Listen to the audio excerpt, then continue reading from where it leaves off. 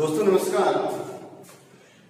Dear student, अभी तक हमने जो अपनी ऑनलाइन क्लासेस थी उसमें मर्दा कोलाइड के बारे में हमने लगभग जाना था। आज की इस क्लास में हम इस चैप्टर को कंप्लीट करने का प्रयास करेंगे। ठीक है, आज की इस क्लास में हम जो पढ़ेंगे, अभी तक हमने लास्ट का जो टॉपिक पढ़ा था, लास्ट में हमने पढ़ा था कार्बनिक मर्दा कोलाइड पढ़ लिया था। क्या पढ़ लिया था? कार्बनिक मर्दा कोलाइड हुमस पढ़ लिया था। ठीक है, आज की इस बिंदु में हम पढ़ेंगे, आज की इस क्लास में हम पढ़ेंगे कार्बनिक मृदा कोलाइड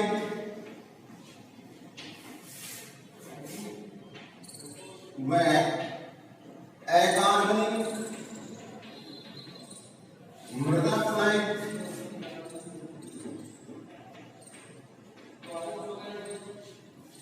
के मध्य अंतर हम जानने का प्रयास करेंगे।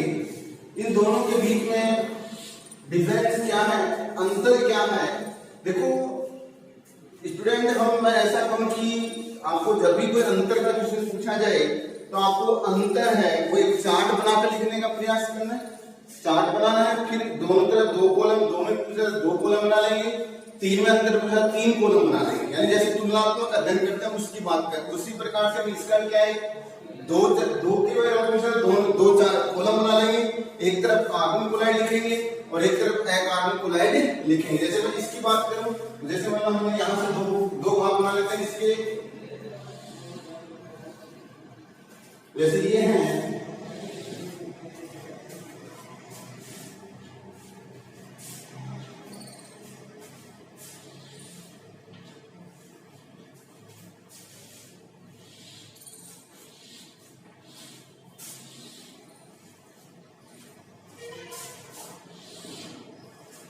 ये तो हम क्रम संख्या कॉलम रख देते हैं।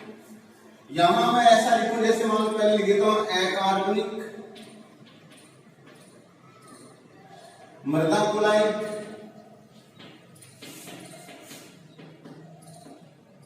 और यहां लिख देता हूं कार्बनिक मृदा कोलाइड।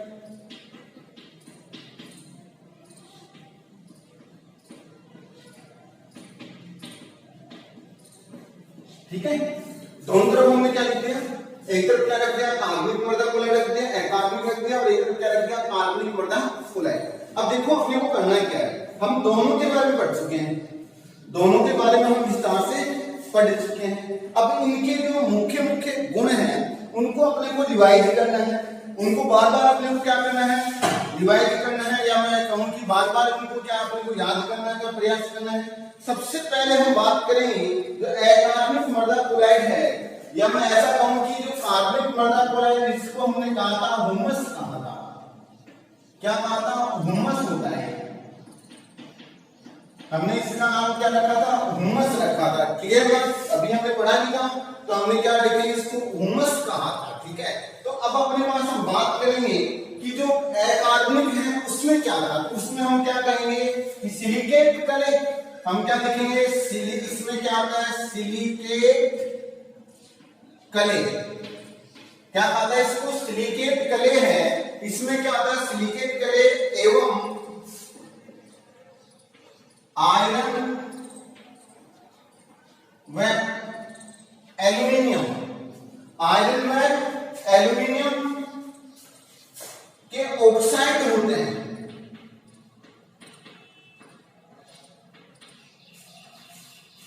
याद रखना,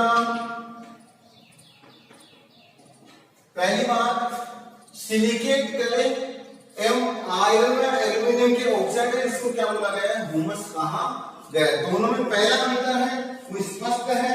अपने पास हम बात करेंगे कि इसको तो क्या कहा है, सिलिकेट कले एवं आयरन व एल्यूमिनियम के ऑक्साइड, और इसको हुमस कहा गया। अब देखो इसकी बात करें तो हम क्या लिखेंगे, इसकी संरचना,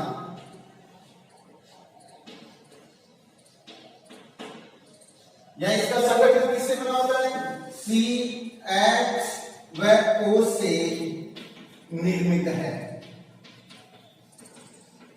ठीक है, किससे निर्मित है, CH व O, यानी कार्बन, हाइड्रोजन व ऑक्सीजन से निर्मित है। ठीक है, अब इसकी बात करते हैं, इसकी संरचना किससे निर्मित हमने पीछे पढ़ा था। इसकी संरचना में क्या होता है, सिलिकॉन होता है, एल्यूमिनियम होता है, आयरन होता है, ऑक्सीजन होता है।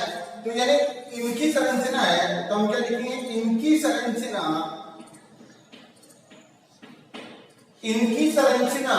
में क्या होता है, एक Fe होता है, एक Si होता है, एक ऑक्सीजन होता है, O2 यानी ऑक्सीजन होता है, आयरन होता है, सिलिकॉन होता है और ऑक्सीजन एल्यूमिनियम से निर्मित है। यानी इसकी संरचना में तो ये 4 तत्व हैं और इसकी संरचना में ये है। इसमें तो कार्बन, हाइड्रोजन और ऑक्सीजन, और इसमें कौन से है, आयरन है, सिलिकॉन है, ऑक्सीजन है और एल्यूमिनियम है। ठीक है, सेम इसी प्रकार से नेक्स्ट इसकी बात करते हैं, दोबारा से तीसरी स्ट्रक्चर की बात करें तो क्या कहेंगे, इसको, इसमें क्या होता है, इसमें कार्बनिक पदार्थ है, इसमें कार्बनिक पदार्थ है। कौन से पदार्थ है, कार्बनिक पदार्थ। और इसमें कौन है, इसमें हम लिखेंगे, इसमें खनिज होते हैं। कहने का अभिप्राय, इसमें तो कौन होता है, खनिज, और इसमें कौन सा होता है, कार्बनिक पदार्थ होते हैं। यहाँ दोनों के बीच में डिफरेंस स्पष्ट है। ये तो क्या है, खनिज से निर्मित है, और वो क्या है, कार्बनिक पदार्थों से निर्मित है। ठीक है, इसके बाद हम बात करेंगे 4 नंबर, धनायन विनिमय क्षमता।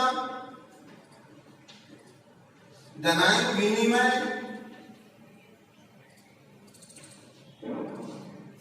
धनायन विनिमय, और इसके अलावा कहूं कि जल धारण क्षमता एवं जल धारण क्षमता कम होती है, कम होती है। याद रखना, क्या याद रखोगे, धनायन विनिमय एवं जल धारण क्षमता क्या होती है, कम होती है। इधर हम क्या लिखेंगे, धनायन विनिमय एवं जल धारण क्षमता अधिक होती है। इनकी तो क्या होती है, कम होती है, उसकी क्या होती है, ज्यादा होती है। मतलब ये हो गया, इसमें तो हम क्या लिखेंगे, धनायन विनिमय एवं जल धारण क्षमता क्या होती है, कम, और इसमें क्या होती है, ज्यादा होती है। ठीक है, इसी प्रकार से 5 नंबर की बात करें, अगली हम बात करें तो क्या होता है, इसमें जो विनायन स्रोत है, इसमें विनायन स्रोत कौन है, हाइड्रोक्सिल आयन है, OH माइनस होता है। इसमें ऋणायन स्रोत कौन सा है, OH माइनस है। और इसमें याद रखना, क्या लिखोगे, ऋणायन स्रोत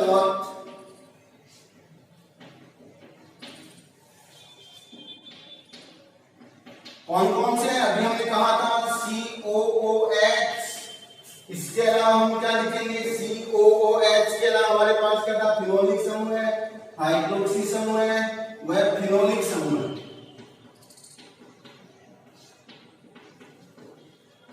ये समूह अपने पास इसके ऋणायन स्रोत हैं, होते हैं। ठीक है ना, ये कैसे हैं, इसके ऋणायन स्रोत है। ठीक है, इसके अलावा ऐसा कहूं कि इसमें जो धनायन विनिमय क्षमता है उसका मान, धनायन विनिमय क्षमता का मान कितना होता है, 3 से 100 सेंटीमोल प्रति केजी होता है। याद रखना, इसमें धनायन विनिमय स्रोत का मान कितना होता है, 3 से, धनायन विनिमय स्रोत का मान कितना, 3 से 100 सेंटी प्रति मोल होता है। और इसमें क्या होता है, इसमें हम क्या लिखेंगे, धनायन विनिमय क्षमता का मान कितना होता है, 150 से 300 सेंटीमोल प्रति केजी होता है, ठीक है। तो हम बात करेंगे इस प्रकार से, हम क्या करेंगे कि जो कार्बनिक और अकार्बनिक मृदा क्लोराइड है, इन दोनों के बीच में डिफरेंस जानने का प्रयास किया हमने। तो देखो एक बार इनको दोबारा रिपीट कर लेते हैं। अपने पास टोटल 6 डिफरेंस लिए हैं। पहला डिफरेंस हमने लिया सिलिकेट कले एवं आयरन व एल्यूमिनियम के ऑक्साइड होता है। कौन? कार्बनिक मृदा क्लोराइड किसके होता है? एक सिलिकेट कले इसी का नाम है। ये किसके होते हैं? आयरन और एल्यूमिनियम के क्या होता है? ऑक्साइड होता है। और इसको हमें क्या कहा था? ह्यूमस कहा था। कार्बनिक मृदा क्लोराइड को क्या कहा था? ह्यूमस कहा था। सेम इसी प्रकार से इसकी संरचना में Fe यानी आयरन, Si यानी सिलिकॉन, O2 यानी ऑक्सीजन, Al यानी एल्यूमिनियम से निर्मित होती है इसकी संरचना। और इसमें क्या होता है? CH और O कार्बन, हाइड्रोजन व ऑक्सीजन से निर्मित होते हैं, ठीक है। इसमें खनिज होते हैं। इसमें क्या होता है? खनिज होते हैं। ये इसको क्या बोलते हैं? खनिज कहा जाता है। और ये क्या है? कार्बनिक पदार्थ होते हैं। इसमें ये कार्बनिक पदार्थ से निर्मित होते हैं। अब इसमें देखो धनायन विनिमय एवं जल धारण क्षमता का मान क्या होता है? कम होता है। धनायन विनिमय एवं जल धारण क्षमता का मान क्या होगा? कम होगा। और इसमें धनायन विनिमय एवं जल धारण क्षमता का मान क्या होता है? अधिक होता है, ठीक है। इसमें ऋणायन स्रोत OH- होता है। इसमें ऋणायन स्रोत कौन सा होता है? OH- होता है। और इसमें ऋणायन स्रोत है वो क्या होता है? COOH और OH और फिनोलिक समूह होता है, ठीक है। इसी प्रकार से धनायन विनिमय क्षमता का मान 3 से 100 सेंटीमोल प्रति केजी होता है। यानी अपने पास जो अकार्बनिक मृदा क्लोराइड से है, इसमें धनायन विनिमय क्षमता का मान 3 से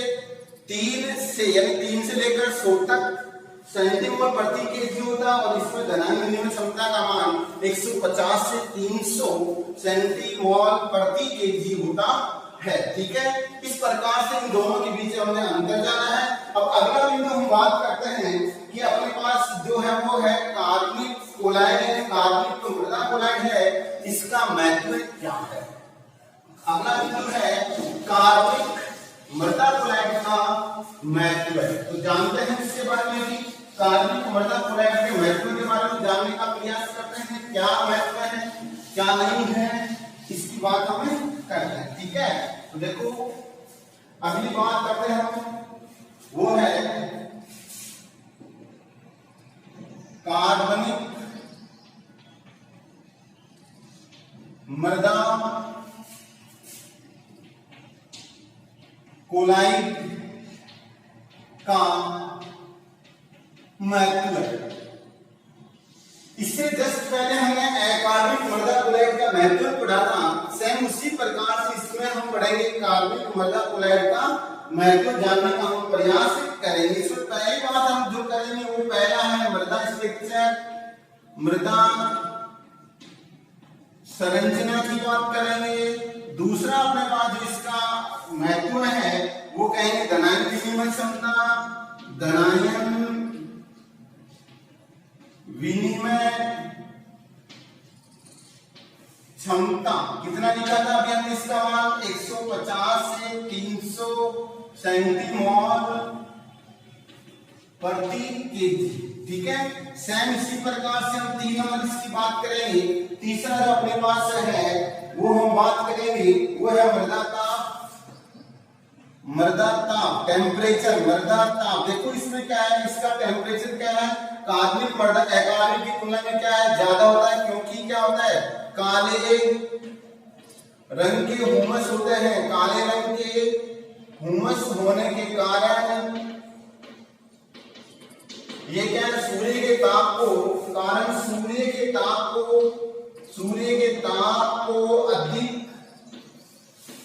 अधिशोषित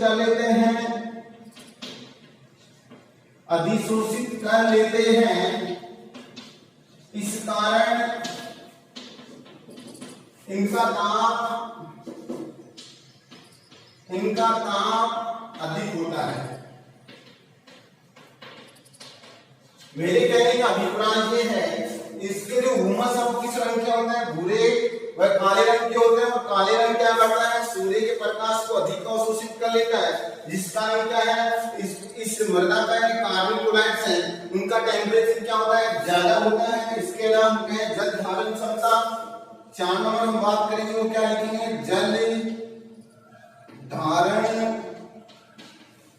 क्षमता। इसी प्रकार से 5 नंबर की बात करें तो अपने पास आता है सुघट्यता संसंजन, सुघट्यता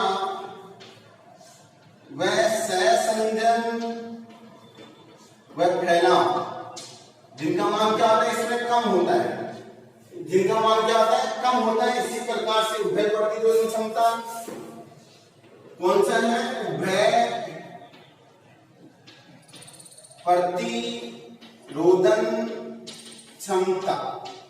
यानी मेरे कहने का अभिप्राय ये होगा कि जो अकार्बनिक मृदा क्लोराइड है उनके 6 महत्व हैं। पहला है मृदा स्ट्रक्चर, दूसरा दराई विनिमय क्षमता और तीसरा मृदा का, चौथा जल धारण क्षमता जो क्या है ज्यादा होती है, सुघट्यता संसंजन केवल फैलाव हो क्या है कम होता है, और उभय प्रतिरोधन क्षमता मतलब क्या होता है कि इसमें ऐसी प्रतिरोधकता आ जाती है जो अम्ल और क्षार दोनों के द्वारा प्रभावित नहीं होती है, यानी अम्लीय व क्षारीय वातावरण के द्वारा प्रभावित नहीं होती है। इस प्रकार से हम क्या कहेंगे कि जो कार्बनिक मृदा क्लोराइड है उनके महत्व के बारे में हम जान सकते हैं। ठीक है, इसके बाद में हम दोस्तों अगला जो चैप्टर हम चालू करेंगे नेक्स्ट वीडियो में। ठीक है दोस्तों, थैंक यू।